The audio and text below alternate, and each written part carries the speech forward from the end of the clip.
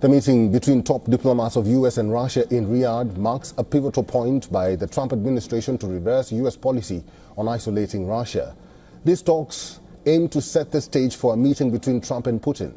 Ukrainian officials are absent, and President Zelensky insists he will not accept the outcome without Kyiv's involvement. But what is Putin seeking, and what deal is he trying to secure? Kremlin spokesperson Dmitry Peskov says Russian President Putin has consistently shown willingness for peace talks.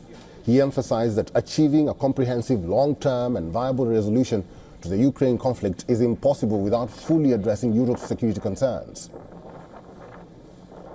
Putin himself has repeatedly said that if necessary, he would be ready to negotiate with Zelensky.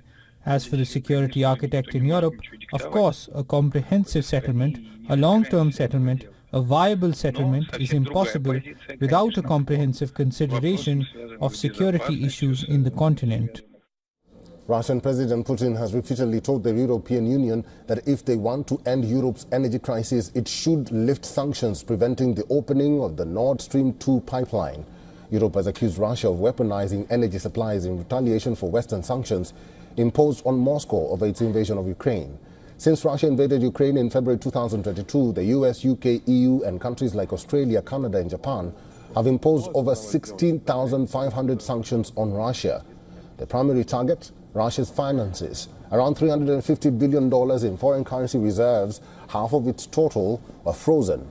The EU has locked down roughly 70% of Russian banks' assets, and some even cut off from SWIFT, the global messaging network used by financial institutions. Putin may demand the removal of all or nearly all of these sanctions. The Russian president has demanded that Ukraine withdraw its troops from the regions that Russia annexed in September 2022.